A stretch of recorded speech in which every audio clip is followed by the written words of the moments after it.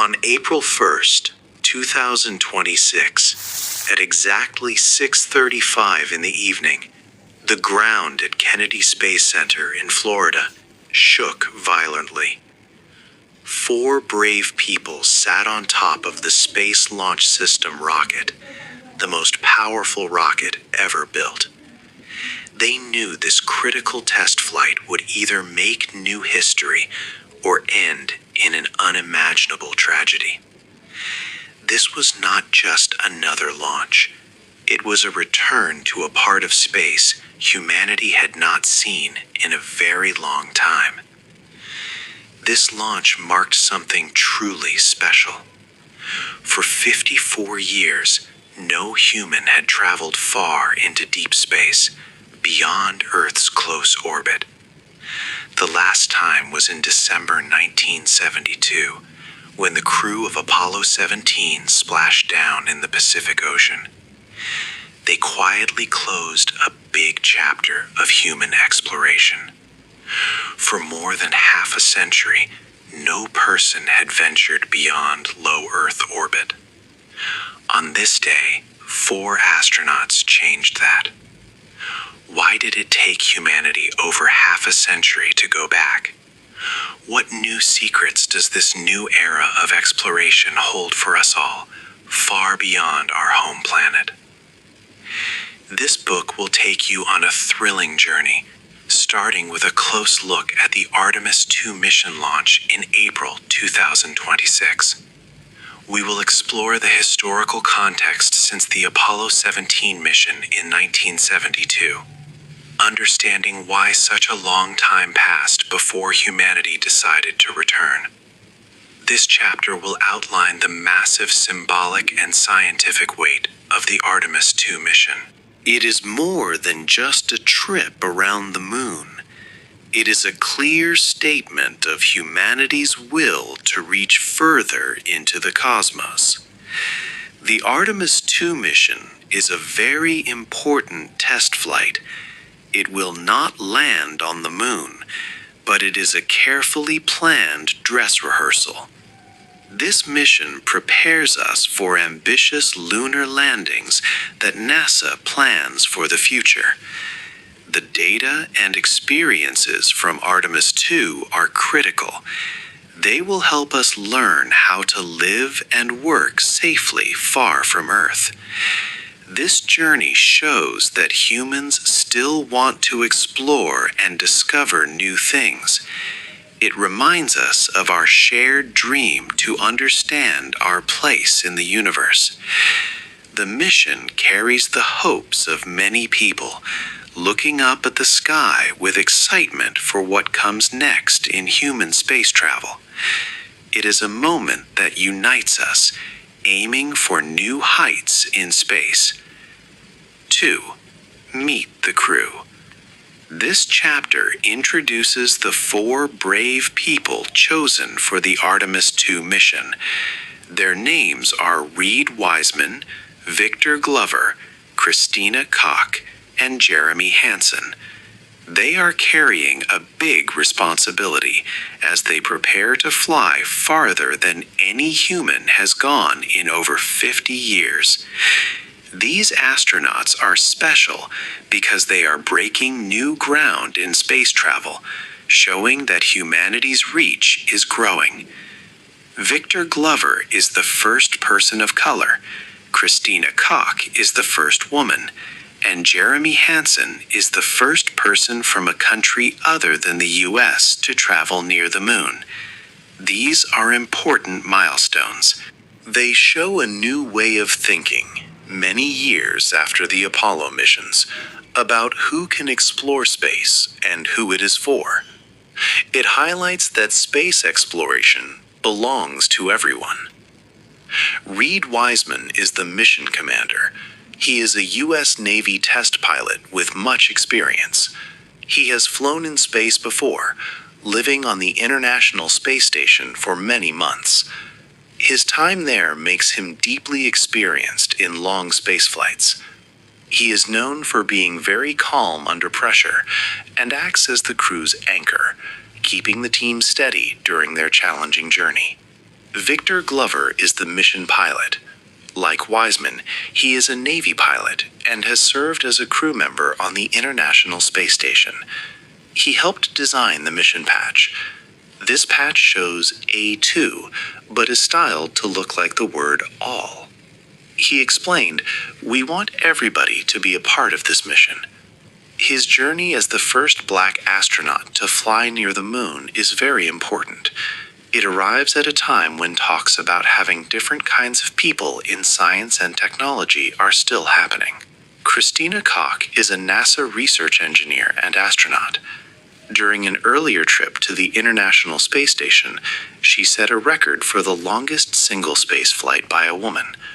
Her trip beyond Earth orbit on Artemis 2 is a huge step. For many young women watching from home, this moment will stay with them for their whole lives, inspiring them to reach for the stars. She serves as a mission specialist. Jeremy Hansen is a fighter pilot and astronaut from the Canadian Space Agency. He is a husband and father who grew up on a farm in London, Ontario. His presence on the crew is a result of many years of close work between Canada and NASA, especially with the International Space Station program. Canadian Prime Minister Mark Carney celebrated his flight, saying that Hansen's achievement shows Canada is a nation of explorers. Prime Minister Carney also noted he had spoken with U.S. President Donald Trump about the mission. Jeremy is also a mission specialist. These 4 astronauts are about to go on an amazing and unprecedented journey. They are ready to break records and inspire the world. They will face physical and mental dangers in the dark void of deep space. But one looming question remains. Are they truly ready for the unprecedented challenges that lie ahead, far from the safety of Earth? They will need immense courage and resilience to face the unknown, pushing the boundaries of human endurance. The quiet, dark void of space hides many tests, and the ultimate journey will test their limits. 3. A very big rocket. The Artemis 2 mission uses a very big rocket, the Space Launch System, or SLS. This is the largest and most powerful rocket ever built for humans. It stands 322 feet tall, like a 30-story building. Its enormous size shows the big challenge of leaving Earth. When the SLS lifts off, 2 solid rocket boosters and 4 main engines ignite. They create a huge force, 8.8 million pounds of thrust. This power lifts the 5.75 million pound rocket, helping it break free from Earth's strong gravity. The SLS is the only rocket that can send the Orion spacecraft, its crew and supplies, directly to the moon in one launch. This capability is important for future moon projects. Many parts of the SLS come from the old Space Shuttle program. For example, the 4 powerful RS-25 engines are refurbished engines from past missions. Reusing parts saved money and jobs. However, this choice caused some concern. Will these recycled parts hold up under the brutal pressures and fiery conditions of a deep space launch? This is a big question for the mission's success. On top of the SLS is the Orion spacecraft. This is home to the 4 astronauts for their 10-day trip around the moon. Orion is cone-shaped and built to survive harsh deep space travel and fast re-entry into Earth's atmosphere. It has special life support systems for the crew. These systems are being fully tested with humans for the first time. Below Orion is the European Service Module, built by the European Space Agency. It gives the crew power, water, and oxygen. This module shows how many countries work together. The sheer scale of this hardware, from the giant rocket to the small capsule, must work perfectly to reach the moon. The use of recycled parts is a controversial decision. Everyone hopes they will withstand the incredible forces needed to send humans to deep space. 4. Waiting to fly. Getting a rocket ready for space is a very hard job. For the Artemis II mission, the path to launch day was full of problems and long waits. NASA first wanted to begin putting the rocket parts together in September 2024, but things went wrong. There were issues with the Orion spacecraft's life support system. Also, the heat shield showed unexpected damage after the Artemis I test flight. Because of these problems, the schedule was delayed. Rocket building finally started in November 2024, and all parts were together by October 2025. On January 18, 2026, the big rocket and its tower slowly moved out of the Vehicle Assembly Building to Launch Complex 39B. It was a proud moment, but more delays were coming. The mission planned to launch in early February, but it kept getting pushed back. First, there were hydrogen fuel leaks during a practice countdown. Then, problems happened with the upper stage propellant pressurization system. NASA worked to fix these issues. Then, on February 21, a helium flow problem appeared. This meant the rocket had to go back inside the building. This movement is called a rollback. It was a big setback, delaying the mission until April. The team felt disappointed, but they kept working. This program was already years behind schedule and costing a lot of money. When the April launch day finally arrived, there was still drama. Just over an hour before the planned 6:24 p.m. launch, a system for ending the flight showed a problem. It briefly made the mission a no-go. Crews quickly used old Legacy Space Shuttle-era equipment and an experienced worker to fix it. This avoided another delay. Weather was also a worry. Meteorologists watched the wind and thick clouds. A rule said the rocket must stay far from clouds that could cause lightning. Luckily, the weather held and the launch window opened. The crew was finally ready to fly after so many waits and fixes. 5. The danger of the heat. After the first uncrewed Artemis mission, called Artemis I, NASA made a worrying discovery. The Orion spacecraft had a special shield to protect it from extreme heat when it came back to Earth. This part is called the heat shield. During Artemis I's journey back home, the heat shield showed unexpected problems. It was cracking and fragmenting in over 100 places. This damage was seen after the spacecraft re-entered Earth's atmosphere. This was a very big problem. The heat shield is crucial for the safety of the crew. It is the only thing that keeps the astronauts safe from temperatures up to 5,000 degrees Fahrenheit during re-entry.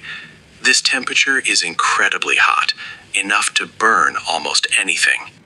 An investigation found that the way Artemis I came back, using a skip re-entry path, caused the damage. Heat built up inside the shield's material, making it crack under pressure. This serious discovery made everyone at NASA deeply concerned about the next mission, Artemis II, which would carry 4 people. NASA had to make a very tough choice.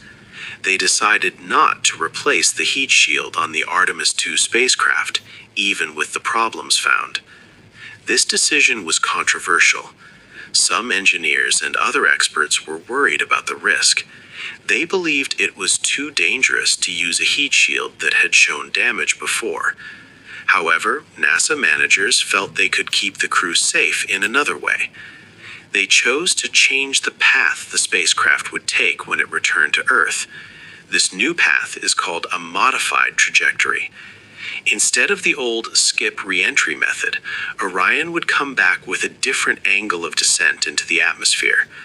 This new approach means the spacecraft will spend less time in the most extreme heat. NASA tested this modified plan carefully with computer models and on the ground. They believed this change would prevent further cracking of the shield and protect the astronauts. The new re-entry process will be extremely fast, reaching speeds of about 25,000 miles per hour.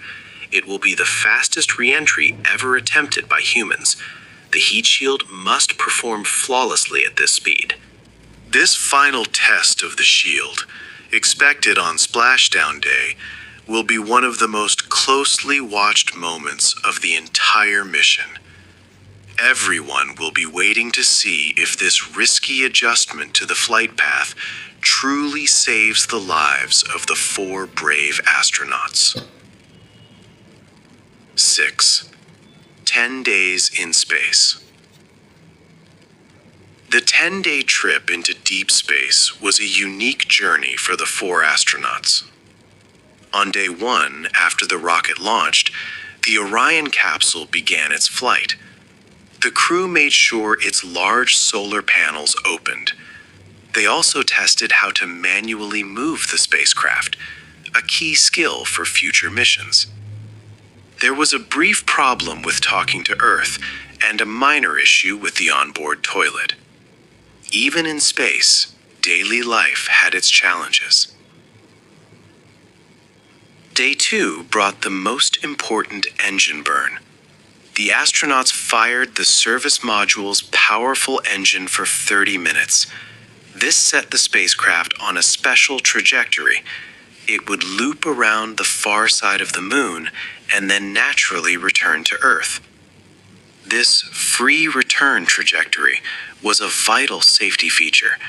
It meant that even if the propulsion system later failed, gravity would bring them home safely without more engine power. From day 3 to day 5, the crew checked systems and practiced for the lunar flyby. They also did science experiments.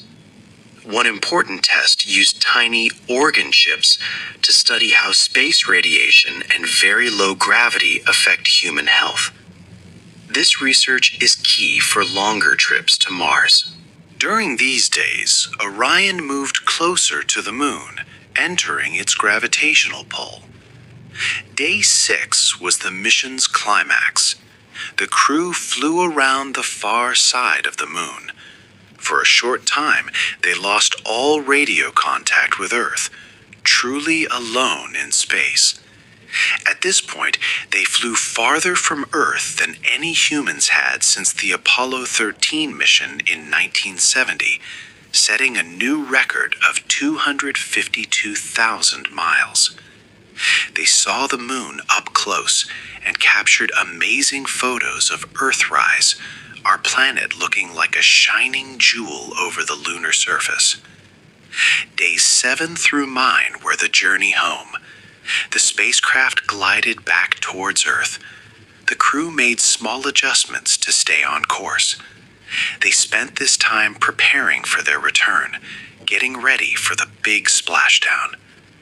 On day 10, the mission ended.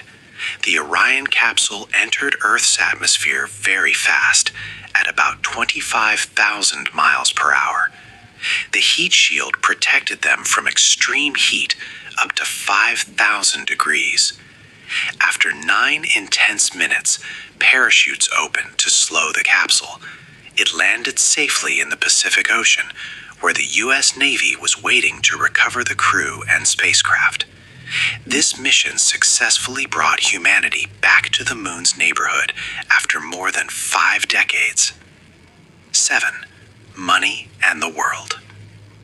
Sending people to the moon is very expensive. A single trip for the Artemis II mission costs more than $4 billion. People often ask why this endeavor costs so much money. They also wonder who benefits from these large sums. The total cost for the Artemis program has been around $93 billion. This money pays for building rockets, spacecraft, and for all the people who work on the project. Some critics say this money should be spent on problems here on Earth, like poverty or health. Others argue that space travel brings new jobs, new technologies, and helps us learn many new things. The budget for Artemis is always a big discussion in politics. There have been times when future rockets face the risk of cancellation because of high costs. For example, in May 2025, President Donald Trump's administration suggested stopping the making of the SLS rocket and Orion spacecraft after the Artemis 3 mission. However, this idea did not pass. NASA Administrator Jared Isaacman has warned that delays and overspending will lead to uncomfortable action. He wants future moon trips to be cheaper and happen more often. Space exploration is not just about science, it is also about countries competing with each other. This is called a geopolitical race. The United States wants to land astronauts on the moon by 2028. China also plans to send people to the moon by 2030. This competition is especially strong for the moon's south pole. Scientists believe there is a lot of water ice there. This ice could be used for drinking water, oxygen, and even rocket fuel. The country that gets to these resources first could have a big advantage in future space travel. NASA also wanted to build a space station called the Lunar Gateway around the moon. It was meant to be a place where astronauts could stop before going to the moon's surface. However, this plan was canceled in March 2026, just before the Artemis 2 launch. This change affects many countries that plan to help build the gateway. So, the future of the Artemis program is in a very precarious state. With huge costs, budget debates, and a race against other nations for lunar resources, the program's survival depends on many things going right.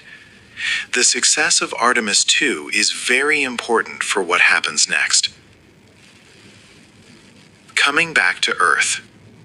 On day 10, the Artemis 2 crew prepared to come home. The Orion capsule moved very fast, at about 25,000 miles per hour. It hit Earth's atmosphere 75 miles above the Pacific Ocean. This was the most important hot test of human survival. The heat shield on the capsule had to work perfectly. Outside, temperatures reached 5,000 degrees Fahrenheit. The capsule became like a fiery ball as it slowed down. 9 minutes after entering the atmosphere, the crew was back in touch with Earth. They watched as 11 parachutes opened. These parachutes helped slow the capsule down to about 15 miles per hour. Then Orion splashed down safely in the Pacific Ocean near San Diego. The U.S. Navy was waiting. A special ship recovered the capsule and the 4 astronauts. The world celebrated this huge success. Reed Wiseman, Victor Glover, Christina Koch, and Jeremy Hansen were safe. They had traveled farther from Earth than any humans in over 50 years. This mission was a big step for humanity. After coming back, the astronauts did more science. They went through tests to see how their bodies had changed. For example, they walked through an obstacle course to check their balance. They also did a simulated spacewalk to see how fast they could adjust to gravity. Scientists also studied organ chips that flew on Orion to understand how deep space affects human health. The Artemis 2 mission was a big win, but it also showed that space travel is hard and expensive. New companies like SpaceX are building very big rockets like Starship. These commercial rockets might make future trips to the moon cheaper. The plan is to build a permanent base on the moon. This lunar base would let people live there, study resources like water ice, and prepare for trips to Mars. But the most dangerous and expensive parts of this plan are still ahead. The next mission, Artemis 3, will be different. It will first go to low Earth orbit for tests, not directly to the moon for a landing as first planned. This shows how complex and always changing space plans can be. The Artemis 2 crew proved that humans can go back to the moon's neighborhood. What should humanity build first on the moon? A science lab, a fuel station, or a human colony? This is a question for all of us. The journey to space is still full of big questions and exciting possibilities.